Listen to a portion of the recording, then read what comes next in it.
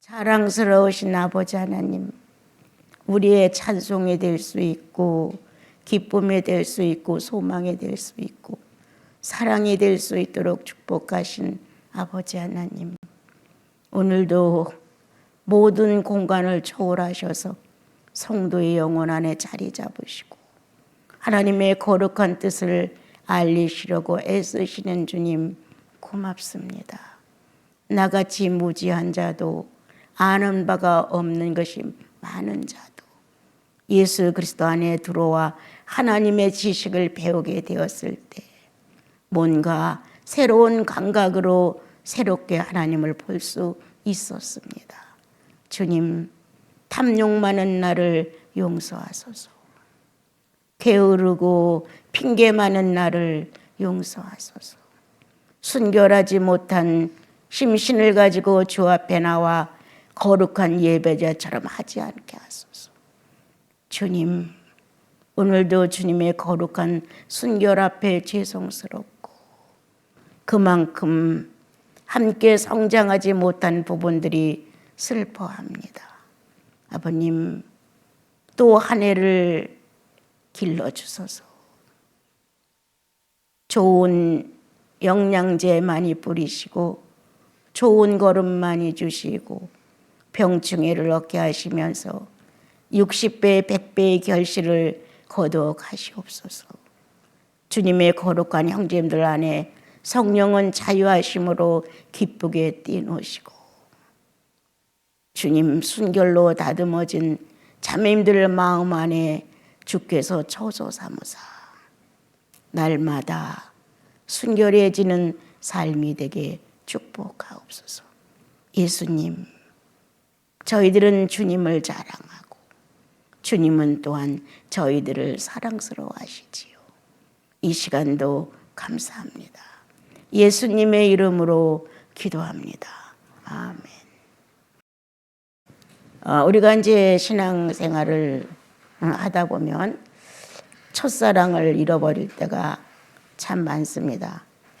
성령은 나와 여러분을 괴롭혀서라도 첫사랑을 다시 추억하게 하고 첫사랑으로 다시 돌아와서 새로운 시작을 원하시죠.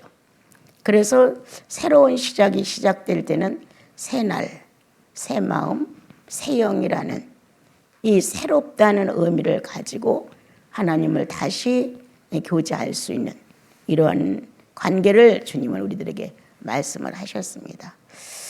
그래서 나와 여러분은 때때로 둔하고 어둡고 막막하고 하나님이 있다는 실존에 대해서는 부정하지 않지만 실제로 나에게 하나님이 있다는 감각성에 대해서는 많이 연약합니다. 근데 우리는 이제 어른이 거의 다 돼서 이제 예수님을 알게 되고 경험이 있어요. 그리고 그때 그 어른의 의식 안에서 예수님을 발견했기 때문에 의식 전체가 아기 예수라는 데 아주 연약해요.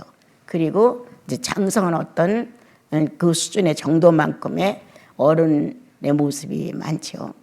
그런데 이제 성령 안에서 가끔 이렇게 들어가 보면 너무 개척이 안 된 거예요.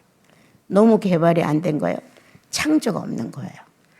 그래서 우리들은 거기서부터 새로운 은총을 또 한번 받았어야 되는데 그냥 종교 생활로 밀고 나가 버렸어요.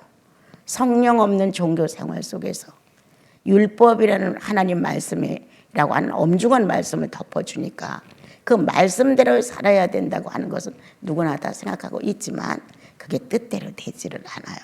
그래서 성령으로 거듭나서 예수 그리스도의 탄생이 내 영혼 속에서 성탄을 갖고 있는데도 불구하고 우리는 성탄이 없는 자처럼 성탄을 경험하지 못한 자처럼 그렇게 있고 아주 소의 심줄처럼 아주 질긴 자아를 붙들고 맨날 그 자리에서 씨름만 해요. 아무리 애쓰고 노력해도 잘 안 돼. 뭔가 탄식도 해봐도 안 돼. 뭐 어떤 방법으로라도 조금 더 온유하신 그리스도를 배우고 싶고 용서 잘하시는 주님을 알고 싶고 욕심 없이 내 것이라도 너를 위해서라면 내놓을 수 있는 이러한 혈통의 아름다움이 내게서 저조하고 잘 안 나오는 거예요. 이게 이제 우리들이 아기 예수의 시대를 잃어버렸기 때문에 그래요. 아기 예수의 시대를 거쳐서 정상적인 이 성장을 가져왔으면 아주 체계적이었다는 거예요. 빈틈없이 사단이가 하나님 한 분을 안 걸 떠나잖아요. 내 영혼 안에 하나님을 사랑하는 그 빈틈없는 조직이 허영됨을 막아줘요. 그래서 내 공허함이나 빈 자리나 뭔가 구멍이 난 자리에 늘 허점이 맴도는데 그렇게 하지 않고 아기 예수로부터 출발하고 차곡차곡 쌓아 올린 성령의 경험이 있는 지식으로 인격이 성장되면은 더딘 것 같고 하나님과 나는 아주 멀은 것 같아도 아니에요. 그게 아주 정상적이에요. 이 조화가 맞아지고 균형이 삐뚤려지지 않고 질서가 정확한 데서는 항상 성령 역사가 자유로워요. 그런데 이제 우리는 욕심껏 성령 역사를 구했다는 거지. 욕심껏. 내 육체의 원함을 성취시키기 위해서 소리 질러가면서 주님을 요구했다는 거죠. 그러니까 아기 예수 시절이 없는 거예요. 어떻게 하다가 얼렁뚱땅 실수를 해놓고 이제 내 체면과 예수인이라는 어떤 정죄의식에서 빨리 이걸 해결하고 싶은 마음 때문에 주님 잘못했습니다. 이 죄인을 용서해 주십시오. 이런 식의 모습으로 그냥 일관해 왔고 덮어왔어요. 그러니까 아기 예수의 시대가 없음을 통해 나는 부드러움이 없다.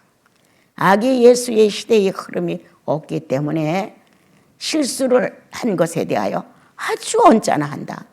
못할 짓을 한 것처럼 내가 평소에는 이런 사람이 아닌데 어쩌다 이런 실수를 한 것처럼 자기가 자기를 놓고 정죄하는 거예요.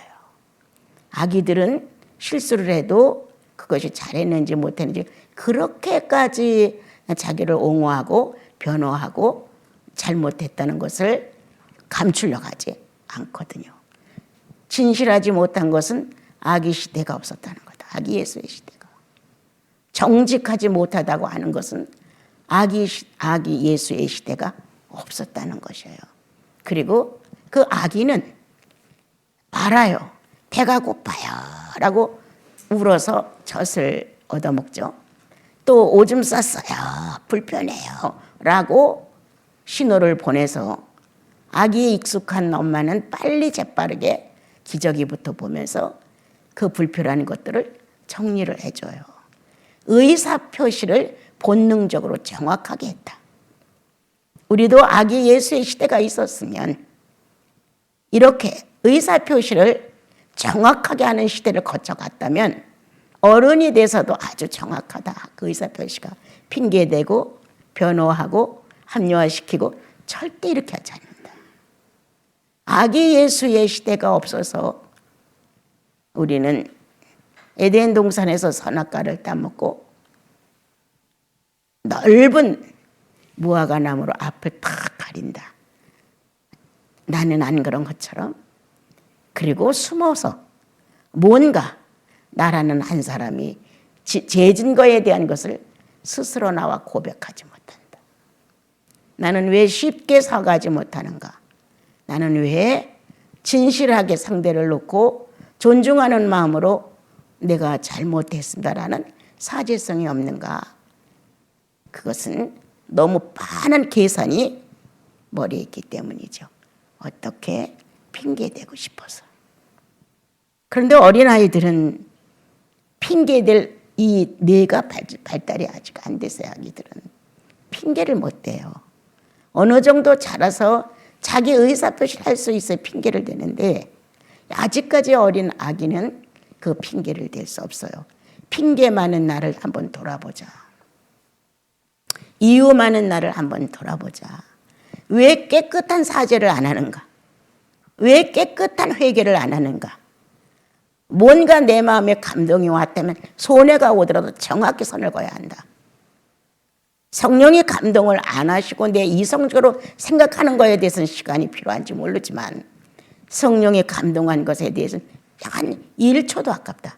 왜? 불순종을 붙들고 있으니까. 그 순종함에 그냥 예라고 받아들여서 나 할 일만 하는 거야. 내 할 일만. 나는 이 정도 한다. 이건 내 목이야. 하고 하면 상대가 더 잘하든 상대가 더 못하든 상대가 내 걸 뺏어가든 상대가 나를 손해내든 그것까지 내 목으로 자꾸 하지 않는다. 우리는 어린 시절 아기 예수의 시대가 수렁이야. 푹 빠져있어. 웅덩이야. 이렇게 되어 있는 나와 여러 모습 속에 흉측한 모습을 하나 놓는다면 아주 뻣뻣하게 멋대로 자란 자아가 아우성을 치고 있다는 거예요. 이런 이제 성탄절을 지나가면서 이러한 모습을 나 예수 믿고 왜 이렇게 아직도 이면이 거친가? 내가 성령을 사랑하고 그 뜻대로 살고 싶다는 소원도 있는데 불구하고 나는 왜 아기 예수의 순전한 맛이 없는가? 어제도 여러분께 전달했죠.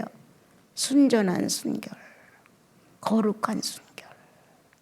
이런 것이 없다고 하는 것은 아기 예수의 시대를 빼버렸다. 이것은 어마어마한 교만이다. 나 10년 다녔어. 나 처음에 예수 믿을 때 나 그 경험 다 해봤어.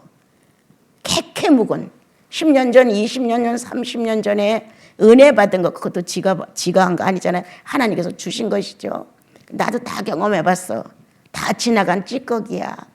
이렇게 교만을 떨면서 어린 아기 예수의 시대가 빠진 거에 대한 참된 마음이 없는 거예요. 아, 주님, 내가 순진하지 못한 것, 아기 예수의 시대가 없기 때문입니다. 내가 정직하고 진실하지 못한 것, 아기 시대가 없었기 때문입니다. 아기로 지난 예수 그리스도의 시대를 모르는 거예요. 그리고 막 부끄러워하고, 아니 당연히 내가 무식하면 무식한 짓이 나오는 거예요. 그런데 그걸 막 부끄러워해서 막 변명을 절절절 늘어놔야 되죠. 이러한 볼품없는 모습을 우리가 지금 나이가 60, 70, 80이 가까워도 똑같이 한다는 거예요. 그거는 내가 가져야 될 건데 왜 네가 가졌어? 이런 식의 정죄의 마음이 떠나지 않는 거예요. 아기들은 그런 의식이 없습니다, 여러분. 죄에 대해 발달하지 않았기 때문에 죄라고 칭할 수 있는 것을 그렇게 함부로 할 수 없습니다. 잘 들으셔야 돼요, 이런 거요. 그런데 우리는 이미도 그런 거에 대해서는 익숙하게 휘둘러요. 그거 왜 네 거야? 내 거지? 이런 식. 왜 나는 너에게 욕을 하는데 너는 왜 나한테 욕해? 이렇게 해가면서 상대의 자아를 있는 대로 극도로 자극을 주지요. 오늘 아기 예수의 한때의 시대가 없었던 나를 회개해 본다. 주님, 나 너무 뻣뻣합니다. 연하지 않아요. 사나워요. 지극히 본능적이고 아직도 발달되거나 창조함의 은혜를 받은 면이 너무너무 없습니다. 순전하지도 않아요. 이러한 차근차근한 자기에게 아기 예수의 겸손과 온유와 참됨이 부족한 것을 한번 찾아보고 성탄절에 오면은 한번 찾아서 내 걸 만들어야 돼요. 아, 주님의 어린 시절은 이랬지. 아기 때 오줌을 싸고 똥을 싸고 부끄러운지도 모르고 남의 손에 의해서 목욕을 받고 이렇게 했지. 이거 아기 시대란 말이에요. 우리는 어린 자, 죄인의 그 어린 자는 성장, 예수님으로 의롭게 성장된 자가 아니기 때문에 충분히 그럴 수 있는데 그거를 가리려고 막 애를 태우는 거예요. 아닌 척하는 거. 그렇게 본인이 해놓고 아닌 척하는 거. 그래, 오늘 숱한 예수 믿고 성탄절을 우리는 여러 번 지냈다. 너무 많이 지냈다. 그런데 성탄절이 어떤 기념 행사처럼 지나가고 말았다. 나와 아기 예수와의 관계가 있는 사건들이 있는가? 관계를 맺고 심정을 서로 토로한 흔적이 있는가? 꾸밈 없고 거짓 없는 주님의 피부에 얼굴을 대고 울어봤는가? 눈망울 또렷또렷하게 표현은 다 못해도 뭔가 자기 의사를 반응하는 그 아기를 보았는가? 우리는 이건 나를 놓고 하는 거예요. 제대로 대먹지 못한 송아지 응등에서 뿐란데요. 갖춘 것도 없고 자격도 없고 경험도 없고 지닌 것도 없는데도 자기가 바라는 이상적인 예수인이 되기를 바라는 건 누구나 다 있어요. 그런데 이 살아가는 삶에 우리들의 그 성장의 비율에 빠져 있는 시대는 가슴 아파하지 않죠. 그래서 오늘은 아기 예수의 어떤 점을 마음에 묵상하면서 말씀을 들으면서 그렇다. 자식을 길러본 어머니들, 그 아이들이 잘하는 것과 재롱을 떠는 것과 거짓말을 하는 것, 행동을 감추는 이런 거를 많이 보고 경험한 아버지들은 아기 시대를 안다는 거예요. 11살 정도 돼서 성전으로 가다가 부모와 헤어져서 약간 찾는 시간이 있었죠. 거기 전까지 한번 우리는 묵상을 해봐야 된다.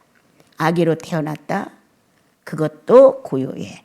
그것도 어머니가 많이 말해줬겠죠. 이제 나중에. 그래서 이렇게 피난을 하고 많은 애굽의 아기들이 죽어서 순교를 했고 하는 얘기도 많이 들었겠죠. 그러면서 11살까지 와서 예루살렘에 유월절을 하러 오다가 약간의 이제 불상사가 났던 사건까지 묵상을 해봐야 돼요. 아기를 길러본 어머니들은 쉬워요. 이 자람을 보고 같은 상에서 밥을 먹으며 어린아이들이 주고받는, 그리고 아빠에게 질문하는 이런 것들을 본 아버지들은 쉽게 이해가 되어요. 근데 그 천진스럽고 솔직하고 내가 먹었으면 좋겠는데 다른 사람이 그걸 가져가면 하고 울어버려요. 내가 먹었으면 좋을 기다렸는데 다른 사람이 먹으니까 아기는 안 돼 이렇게 하기보다는 하고 자기 표현을 한단 말이에요. 그렇게 솔직한 표현. 그게 얼마나 창피하고 부끄럽고 그런 거 모른단 말이에요. 그런데 우리는 거짓이에요. 위선이에요. 예. 먹고 싶고 갖고 싶어도 절대 이렇게 표현 안 하죠. 안 배고프다고 하고 가리죠. 그것은 기만이다. 기만. 이렇게 우리가 잘해서 익숙하다. 뭐에 대하여? 거짓에 대하여. 거짓에서 익숙하기 때문에 진실해라고 주님이 아무리 말씀하셔도 진실 그렇게 심각하지 않죠. 예, 심각하지 않아요. 그래서 이제 우리 놓쳐진 아기 예수의 시대에 오늘 들어가 보자. 28절을 보게 되면은 이제 뭐라고 거기 했어요? 그에게 들어가 이르되 은혜를 받은 자요 하고 마리아에게 이제 얘기를 하지요. 은혜를 받은 자요. 그렇게 이제 말하면서 거기서 다시 30절로 가서 천사가 이르되 마리아요 무서워하지 말라. 네가 하나님께 은혜를 받았다. 자, 이렇게 하면 우리들 속에는 호황기가 꽉 찬, 기만이 꽉 찬, 내 실력이 은혜를 받을 만한지 아닌지 몰라. 그러니까 하나님이 나에게 은혜를 주신다고 하니까 좋은 게 올 거라고 생각하는 거예요. 그런데 이제 어린애에게 아무리 엄마가 아기를 붙들고 난 너를 좋아해, 난 널 사랑해 이렇게 해도 그렇게 그것이 그 음성을 통해서 아기에게 큰 전달은 크게 안 됩니다. 어느 정도로인데도. 이것이 자기 안에서 소화가 되고 익숙해지게 들어올 때야 엄마가 나를 사랑하는구나. 이제 그 단어가 이해가 되면서 아이는 사랑이라는 것을 깨우치기 시작을 하게 됩니다. 나와 여러분이 예수 그리스도를 믿었을 때 많이 익숙한 단어가 은혜입니다. 은혜 받았어. 오늘 은혜 좀 받았어. 은혜 받았어. 이렇게 이제 얘기를 한단 말이에요. 자, 오늘 은혜를 받는 것은 나에게 유익한 것이 아니라 하나님께 유익이다. 네. 우리는 자꾸 나 중심으로 신앙을 내가 만들어 가려고 하기 때문에 은혜를 받은 자요 하면 내가 하나님 것을 뭔가 한 움큼 지고 가겠구나. 뭔가 나에게 넘치도록 뭔가 필요한 거를 채워주겠구나. 내 인생은 이제부터 형통하겠구나. 하나님이 다 하실 테니까. 이런 식의 마음이 생긴다는 거예요. 그런데 이제 살펴보는 거예요. 엄마 아버지의 정상적인 애정 가운데서 한 아이가 자라는 것은 같은 유전자의 비밀입니다. 제일 먼저가. 남의 자식 갖다 그렇게 사랑하지 못해요. 남의 자식 갖다가 그렇게 자기를 그 아이에게 헌신하지 못해요. 가장 중요한 은혜는 유전자가 같다는 거예요. 이거는 유전자의 본능이에요. 때리고 나서도 끌어안고 우는 것 유전자의 본능이에요. 옳지 않다고 책망을 하고 화를 내고 아빠가 나갔어도 종일 그 아이가 마음에 그리워지는 것은 유전자의 반응이에요. 은혜예요. 같은 유전자의 반응이 움직여진다고 하는 것은 큰 은혜예요, 여러분. 오늘 이제 마리아는 성령의 은혜를 받고 예수 그리스도를 생명의 주를 임신하게 되는 문제가 나오는데, 은혜를 네가 하나님께로 은혜를 받았다. 그래서 그냥 우리가 간접적으로 들으면 이제 마리아가 아주 좋게 되겠네. 어떤 신변의 변화가 이 세상살이에서 이루어질 것 같은 거예요. 그게 아니죠. 네가 하나님께로 은혜를 받았다. 하나님의 소원이 너를 통해서 이루어질 것이다. 그럼 누가 주인이에요? 하나님이에요. 그 은혜가 우리들이 생각하는, 욕심 많은 내가 생각하는 것은 내게 도움이 된다고 보기 때문에 은혜를 털썩 받아요. 그 하나님이 나한테 한턱 쏘시나 보다, 이렇게. 그런데 정말 한두 번 이렇게 이제 경험을 하며 예수를 믿어가면 은혜. 하나님 편에서 보자. 하나님께 의로움이 된다. 하나님께 선이 된다. 하나님 것이다라면 나는 아니에요. 현실을 살아가는 데는 하나님의 선이 내게 그렇게 유익을 못 줘요. 하나님의 은혜가 내게 그렇게 만족스럽지 않습니다. 그런데 우리는 은혜를 오해하였도다. 은혜는 하나님의 유익이다. 조금 더 다른 말로 하나님의 뜻 성취다. 하나님의 뜻이 성취된다는 거예요. 신의 뜻이 성취되는데 당신이 간택됐소. 그러면 고난이 얼마나 따라올 것이고, 신의 어떤 사역이 인간의 육체를 빌려서 이루어진다면 그 인간은 엄청 고난을 받아야 된다는 거예요. 신이 보이지 않는 신의 어떤 의미가 육체를 통해서 바깥으로 표현돼서 완성을 한다고 하는 것은 엄청난 고난이에요. 정말 고난을 주님 편에서 서슴지 않고 받는다면 좋지만, 그렇지 않는다면 우리는 벅차요. 엄청 벅차요. 그런데 주님이 하신 말씀 중에는 내가 너희들이 시험을 만난다 할지라도 감당할 수 있는 시험을 줄게. 나의 실력, 내 실력, 내가 가지고 있는 정도를 아시는 주님은 내 체질에 충분히 조금만 자유의지를 선택하면 이길 수 있는 방법으로 보낸다는 거예요. 잘 들으셔야 돼요.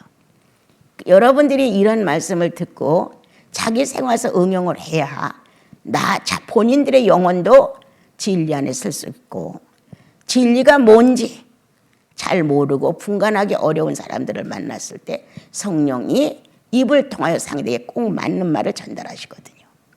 허탄 말, 아주 나쁜 말, 사람을 정말 어렵게 하는 말, 이런 게 아니라 진리 안에서 말씀을 딱 들으면서 하고 판단해서 선택할 수 있는 지혜로움이 있다는 거예요. 그래서 오늘 은혜를 받았다고, 선택됐다고, 이렇게 마리아가 축복을 받지만, 그만큼 신이 선택을 해서 신의 어떤 사역을 그를 통하여 완성을 한다면 보이지 않는 세계의 하나님과 보이는 물질인 나의 이 불완전함이 어떻게 믹사돼서 하나를 이룰 것이냐. 여러분, 제가요 주님하고 묵상을 하다가 내 영혼이 움찔했어요. 둘의 실존이, 하나님과 나의 둘의 실존이 본질 앞에서 나는, 잘 들어보세요, 본질 앞에서 나는 가난에 몸부림친다. A는 하나님의 실존이고 B는 내 존재의 실존이에요. 근데 이 둘의 실존이 본질 속에서 어떻게 실존에 대하여 이거를 표현할 수 있을까? 그는 어느 정도 내 물질의 세계를 파괴하고 역사할 수는 힘이 있지만, 나라는 존재는 보이지 않는 신비의 세계를 침노에 들어가긴 너무 거리가 먼 거예요. 그것마저도 성령의 본질이 역사해 주지 아니하면 신을 감각할 수 없는, 주여, 내가 이 성탄절에 흐느낍니다. 너무 가난해서. 주님, 내가 지금 너무 가난합니다. 내 마음이 떨릴 정도로 내가 지금 가난합니다. 이런 고백을 주님 앞에 하며 영혼 속에서 크게 내 안에 각이 떠진 것, 두 실존은 하나의 본질을 놓고 고민하고 있다. 나는 이 본질에 얼마만큼 흡수해 올 거냐, 주님 거를. 주님은 당신의 그 모든 것을 가지고 설사 나를 사망으로 넣고라도 빼갈 수 있지만 그렇게는 또 안 하시는 분이죠. 어느 정도 가능성에 의해서 주님은 나를 데려가겠죠, 여러분들도. 그런데 내 안타까움은 처절했어요. 그래서 다시 한번 유전자는 탄식한다고 느꼈어요. 내 유전자는 탄식한다. 실존하신 내 하나님의 본질 앞에 내 유전자는 탄식한다. 너무 몰라. 몰라도 너무 몰라. 너무 멀어. 너무 이론이야.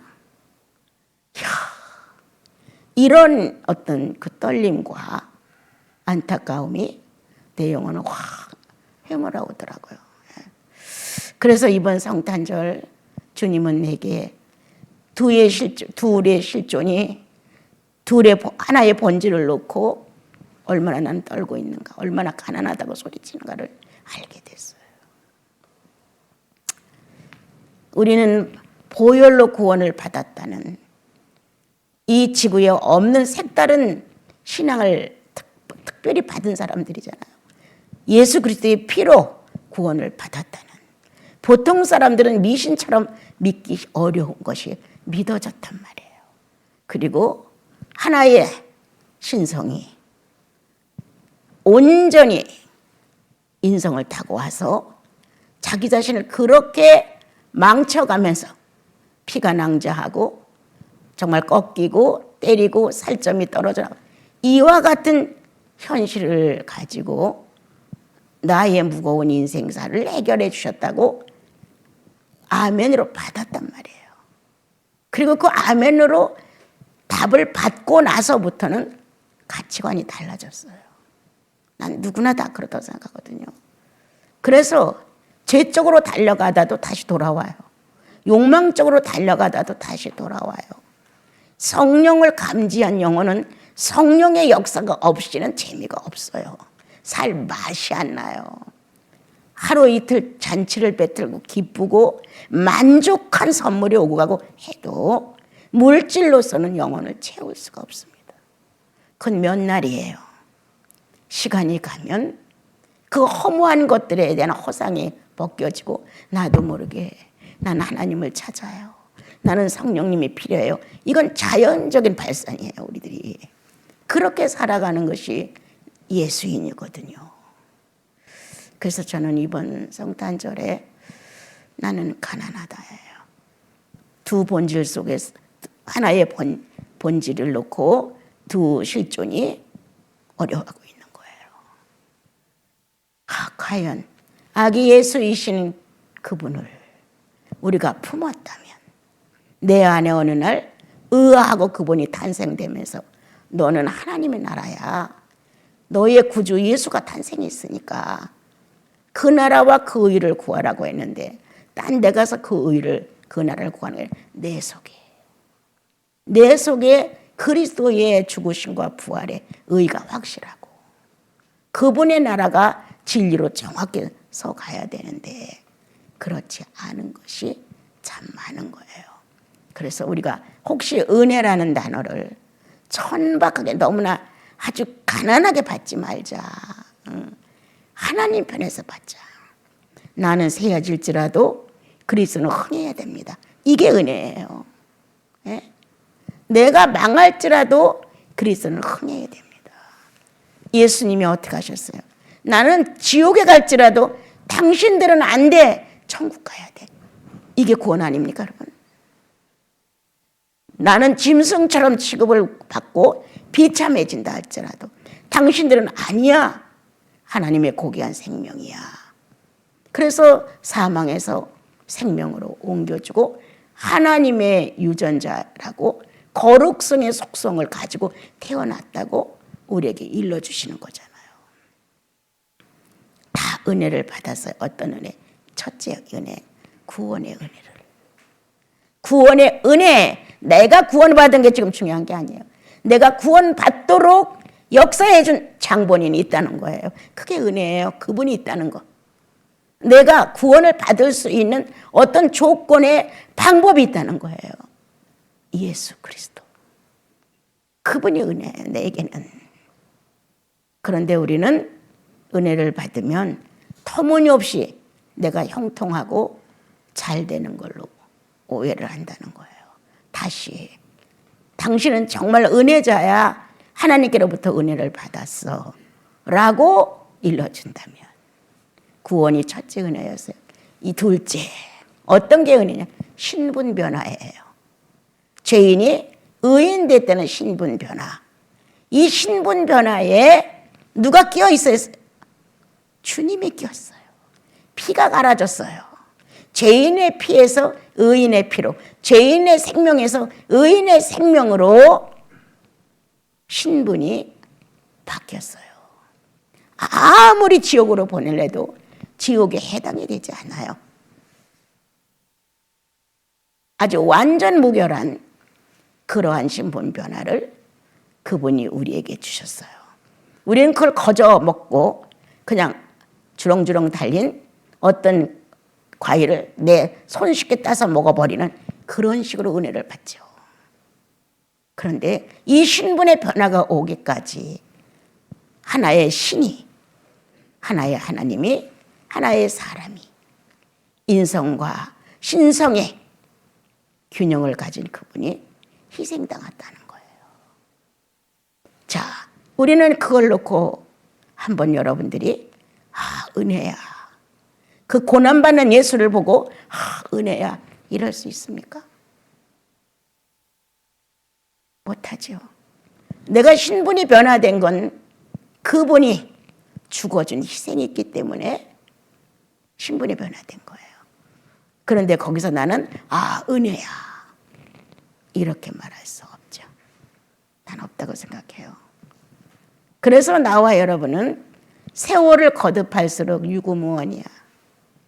세상에 대고 변화하려고 하지도 않고 내가 너보다 낫다고 날뛰지도 않고 무언가 상대에게 알려서 내 죄를 좀 가볍게 하려는 이런 것도 없는 거예요.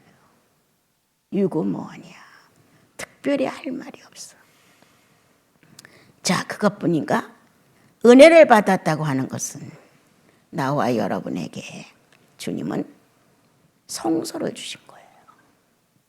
하나님의 신이 떠돌이같이 어디에도 있다가 수면에도 있다가 이런 식으로 하나님의 영은 어디에 정착한 것이 아니라 보이지 않는 세계와 보이는 세계를 두 군데로 오르내리시면서 역사를 하셨어요. 그리고 성막도 칠하고 성전도 지으셨어요. 사실은 그분의 마음은 당신의 형상과 모양 속에 좌장하시고 싶은 게 처서였어요. 그가 어떻게 생겼든 어떤 형편에 놓였든 그가 어떤 기질을 가졌든 그게 문제가 안 됐어요. 그 한 물체 안에 하나님의 신성과 인성이 그대로 존재하고 있는 거예요. 거기에 들어가 당신의 생존을 알리고 싶은 거예요. 그것이 성소 선택이었다. 그러면 그렇게 해놓고 끝날 것이냐? 나와 여러분을 성소로 선택을 해놓으시고 성소가 될 수 있는 거룩성을 회복하기 위하여 아까 말씀드린 것처럼 당신을 십자가에 내서 못을 받고 새로운 사람으로 우리를 출발해 주었다. 난 지금도 이해가 안 갑니다, 여러분. 난 지금도 이거야 라고 뚜렷하게 설명할 만큼 보혈의 가치성에서 미약해. 난 솔직히 말합니다. 그걸 부정하는 건 아니에요. 맞아요. 그 피가 나의 죄를 용서했고 나를 씻었고 나를 새롭게 태어나서 하나님의 자녀라는 신분을 갖게 했고 그 자리에 성령이 오셔서 보혈의 진지함보다 성령이 더 빨라. 감각적이니까. 그 둘을 놓고 나한테 비교한다면 보혈은 내게 성령의 존재 의식보다 약해. 약합니다, 여러분. 그래서 가끔 혼자 묵상해요, 보혈에 대해서. 아버님, 내 이 새로운 피조물이라고 구성하시고 만들어 놓은 이 성도라는 신분을 가진 당신의 자녀 내가, 이름을 내가 대면서 베베가 보혈에 대하여 내가 진지하지 않습니다. 부정하는 것도 아니고 효력이 없다는 것도 아니고 그 감흥과 감동이 너무 미약합니다. 이렇게 가끔 나는 그리스도의 보혈을 묵상해요. 아무 조건도 없어요. 이게 연약해질까 봐. 귀한 자기 생명이 펄펄 살아서 이 사지백제가 다 움직이는 데서 십자가의 못을 박았던 그 놀라운 사건이 내 속에서 미약해질까 봐 두려운 거예요. 그냥 생각할 때 그랬어. 십자가의 못을 박았어. 얼마나 아팠겠지? 피가 뚝뚝 떨어져서 감정을 살려서 울 수는 있어요, 여러분. 의지가 인격이 대답을 해줘야 되잖아, 인격이. 이 의지가 동원되어서 내 인격이 거기에 푹 쳐져야 된단 말이에요. 아직도 나는 희생을 모릅니다. 당신의 십자가에 못 박은 그 육체의 고통에 대한 희생의 아픔을 나는 모릅니다. 몰라. 만찬을 거룩한 마음으로 띄고 잔을 마셔도 몰라. 그러나 실제로 성령이 내 속에서 나를 의식시켜주는 건 쉽게 한단 말이에요. 그만큼 성령이 살아서 내 의식권을 붙들고 역사하는 것만큼 나 보혈에 대해 이렇게 알고 싶습니다. 라고 소리치죠. 그래서 나는 가끔 사람들은 보혈장을 참 얘기를 잘하고 잘 푸는데 난 여간해서 안 합니다. 내 속에 능력이 안 됐어요. 복음을 전할 정도는 됐지만 절실하게 내 속에서 그게 살아서 소리칠 정도는 안 돼 있는 거예요. 사랑합니다라는 말 뼈가 부서지는 거 잘 수 있어요. 애간장에 다 녹는 것 같처럼 당신을 그리워하고 사모한다고 정말 쓸개가 없어질 정도로 애를 태웠어요. 나는 까맣게 탔다 그랬어요, 주님 앞에서. 그런데 보혈을 놓고는 아니야. 아직도 아니야. 나는 이 숙제를 갖고 주님 나라로 그냥 갈 것인지 아니면 정말 성령이 내 의식을 살려서 역사하듯 보혈이 그렇게 힘있게 내 안에서 능력적으로 그래. 그러니까 그 많은 사람을 다 효력 있게 건졌지. 무죄 판명을 할 수 있을 만큼 확실했지. 이렇게 하고 싶은 거예요. 무죄야. 보혈이 발라지는 순간 넌 무죄야. 보혈이 인식되는 순간 그가 나를 피로 샀다고 하는 거 무죄란 말이에요. 무죄로 우리가 잉태함을 받았어요. 의하고 무죄이신 예수가 들어오셔 나를 처소 삼으셨어요. 두 무죄가 만난 거예요. 내 영혼의 무죄, 영원하신 예수 그리스도의 무죄. 영원한 동정이라고 내가 어제 안 가르쳤어요. 죄인이 될 수 없노라. 내가 미약하고 게으르고 조금은 나태하고 성장이 미숙하지만 그건 있을 수 있지만 무죄가 유죄될 수 없다. 동정이 창녀될 수 없다는 거예요. 영원한. 그래서 성령은 당당하다. 무죄 속에 역사하실 수 있으니까. 성령은 당당하다. 동정을 놓고 당신의 뜻을 이룰 수 있으니까. 죄로 상처를 어마어마하게 받았지만 예수 그리스도께서 무죄로 판명해서 새로운 동정으로. 내가 이제 어제 윤희계 씨가 잠깐 와서 얘기할 때 그랬어요. 살얼음판이었다.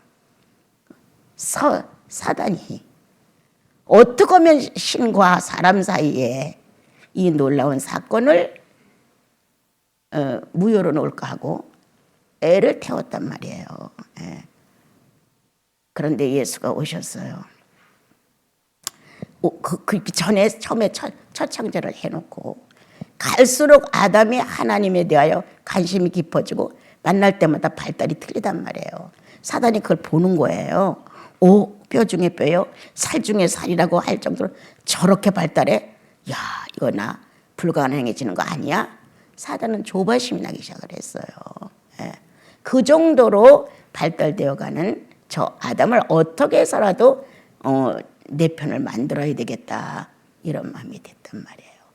그래가지고 무결점인 신의 세계를 탁 발을 디딘 거예요. 사단이. 내가 하나님에 대해 잘 알잖아. 내가 천사장 중에 하나였어. 그분에 대한 것에 대하여 거의 모르는 바는 없다. 가지고는 자만심. 내가 하나님의 거룩한 종이었어. 내가 천사장이었어. 내가 기쁨조였어.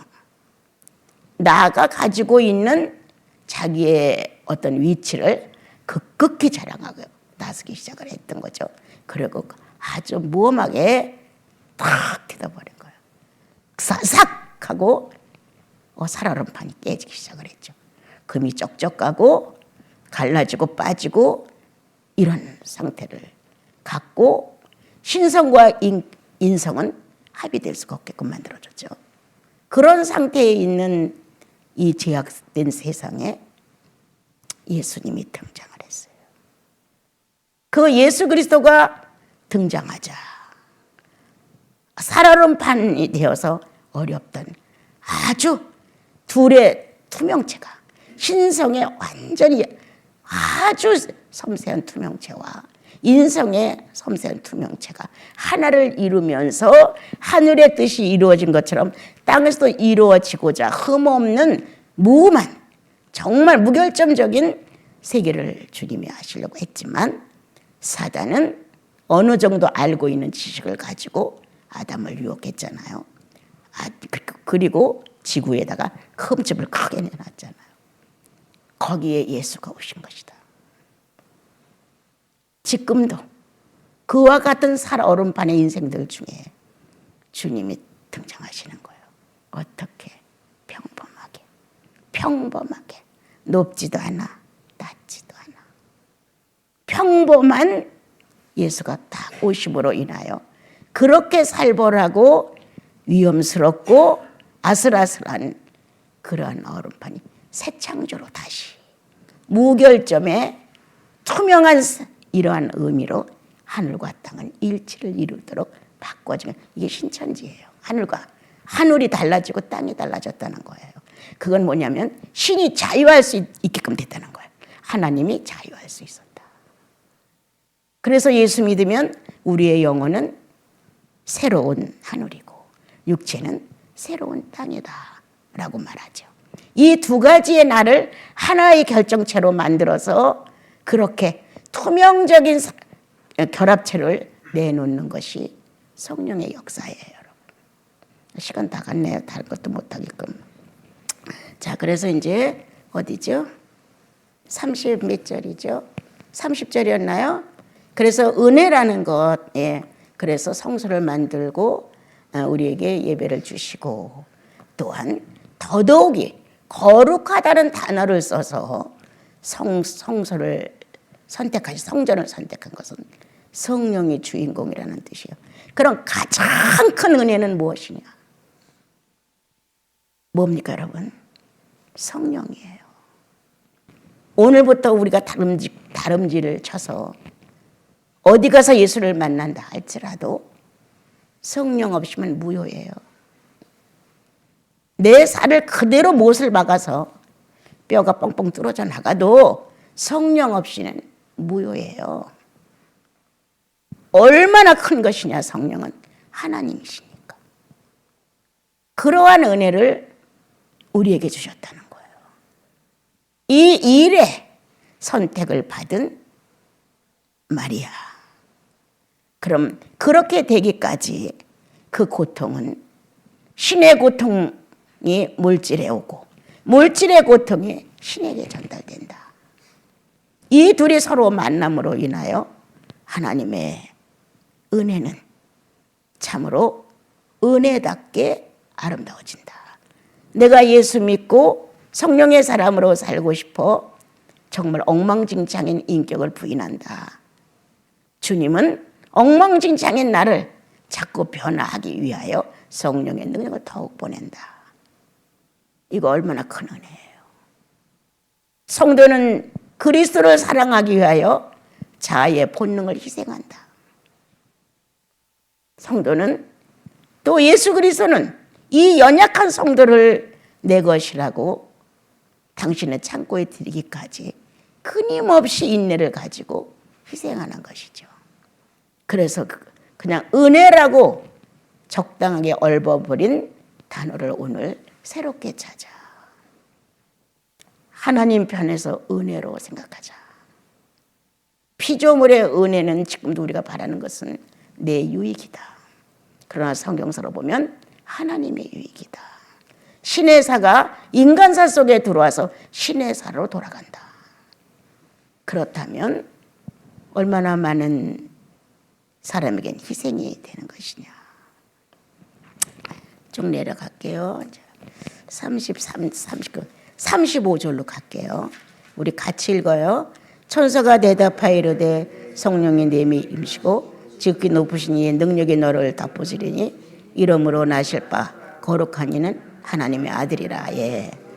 성령이 내게 임하시고 지극히 높으신 이의 능력이 너를 덮으시니 이 두 가지. 그러므로 나실 바 거룩한 이는 하나님의 아들이라 일컬어지리라. 결과가 이렇게 온다 이 말이에요. 그럼 나와 여러분은 어떻게 해서 탄생이 된 거냐 이거죠. 그렇죠? 성령이 임하시고 지구를 우주를 창조해 오시고 성령이 운행하신 것처럼 수면에 운행한 것처럼 성령이 임하시고 우리들에게도 예수 그리스도를 구주로 전달할 때 성령이 내게서 나를 도와주신 거잖아요. 예. 그리고 뭐가 나서요? 지극히 높으신 이의 능력이. 여기서는 성령과 구별을 했어요. 그러니까 사실적으로 제가 느꼈을 때 성령의 능력, 임재성과 능력을 조금 분리한 것은 사역이 조금 틀리다라는 의미가 아니었을까 저는 그렇게 봐요. 성령의 임재는 존재성의 의미고, 예, 임재하셨다, 좌정하셨다, 이제 그런 것이고, 그 성령의 능력이 임해서 하나님의 어떤 사역을 성취했다. 그래서 성령은 오늘도 우리들에게 임재하고 계시죠. 구원받은 자의 특권은 성령 임재죠. 예. 그래서 언제든지 성령의 임재는 성령 자체가 존재하고 있다는 현상을 일으키셔요. 내가 너와 함께 한다 하는 내용이 주님 정말 나와 함께 하시네요. 이렇게 간증을 받을 수 있을 만큼 현상으로 역사를 많이 하셔요. 예. 그리고 이제 성령의 능력으로 이렇게 된 것은 사람은 한계적이에요. 유한적이죠. 할 수 없어요. 그런데 하나님은 무한적이라는 거예요. 하나님의 능력이 무한대의 힘이 하나님의 거룩한 역사를 이룰 것이다. 그건 자기한테 적응들을 하셔야 돼요. 성령에 의하여, 성령의 운행함에 의하여, 창조주의 권한에 의하여 내가 예수를 만나게 됐다는 사실이잖아요. 그리고 성령의 능력이 다시 나를 항복시켰다는 거예요. 생명을 주장했다는 거예요. 그래서 현상과 형상은 늘 같이 가고 있다고 하는 것. 그건 누구냐? 바로 나다. 오늘도 바깥에 나가 여러분들이 예수 없는 사람들을 만나 대화를 할 수 있었다. 어떤 거래를 할 수 있었다. 그럴 때 내가 손해보고 기분 나쁘고 뭔가 깨름직한 일이 생겼을 때 주의 임재를 인정하느냐. 그래서 막말을 하지 못한다. 나는 가끔 성도들이 막말로 싸운다면 깜짝 놀래요. 부정하고 싶은 거예요. 어떻게 막말을 해? 그분의 임재가 내가 하나님의 존재성에 속했다고 하는 걸 알기 위해서 지금 임재되어 있단 말이에요. 어느 사건만 만나면 임재의 사실을 알리고 싶어서 애가 타시는 거예요, 주님은요. 그럼 그 임재성이 내 속에 있는데 그렇게 막말을 할 수가 있겠나? 그럼 했다고 합시다. 그럼 빨리 이건 아니다. 성령이 나를 꿈틀거리게 하셔서도 아니다라고 부정이 돼야 되지만 기본적인 내 양심이 벌써 알아야지. 너 도둑질했어. 이렇게 성령이 깨닫게 해야만 도둑질했냐? 이미 난 도둑질했으니까 의식이 빨리 돌아와야지 내가. 성령으로 할 때까지 기다리지 말고 성령을 만난 내 의식이 이걸 안다는 거야, 이성이. 근데도 안 하지요. 안 해요. 오늘 나와 여러분 예수 그리스도를 탄생시키는 동정녀라면 그리스도의 인격을 해산하려고 늘 마음에 품고 사는 나와 여러분이라면 해산할 수 있는 고통을 동원할 수 있는 시기가 왔다. 지금 나야 돼. 그렇다면 임재를 인정해라. 주님이 함께 하신다. 어떻게 막단어를 쓰겠냐? 얼굴이 막 이그러지는 그런 표현을 하겠냐? 감정이 상했다고 행동으로 펑펑 노골적으로 혈기를 부리느냐? 있을 수 없죠, 예수인은. 설사 그랬다면 빨리 주님 앞에 고백해야죠. 주님, 덜 익어서 그렇습니다. 아직 연단이 부족해요. 정말 저도 부끄럽습니다. 이렇게 자기 자신의 인격을 가지고 잘못됐다는 것을 의지화시켜라. 심령의 의지화. 간절히 말해라. 남의 거 하나 손해나면 내 거 하나 손해나. 이거 말 바꿀게요. 내 거 하나 손해나면 그 손해난 걸 찾으려고 얼마나 악착같이 합니까, 여러분. 근데 주님께 손해났는데 아무렇지도 않은 거예요. 그건 아니죠. 여러분들 이번 성탄절을 통해서 뭔가 나를 방해하는 것들을 뽑아내봅시다. 주님 앞에 고백만 하면 돼요. 그 고백도 아깝습니까, 여러분? 네. 그리고 성령의 권능이 내가 할 수 없는, 내가 불가능한, 도저히 이룰 수 없는 그것을 그분은 하시나니. 불가능이 없잖아요, 그분에게는. 그런데 가장 중요한 것은 그분이 일을 하실 때, 사역을 하실 때 나를 예수처럼 장성한 분량까지 만들기 위해서 애를 태울 때 내가 동력하는 것이 권능을 인정하는 거예요. 동력하는 것이. 주여, 나는 불가능하지만 당신은 가능합니다. 나 7번 넘어지고 8번째 일어날 수 있습니다. 이렇게 주님 앞에서 단번에 양 이루어지지 않았다고 실망하고 그런 게 아니라 7번에 70번도 용서해 주라 그랬어요, 주님이.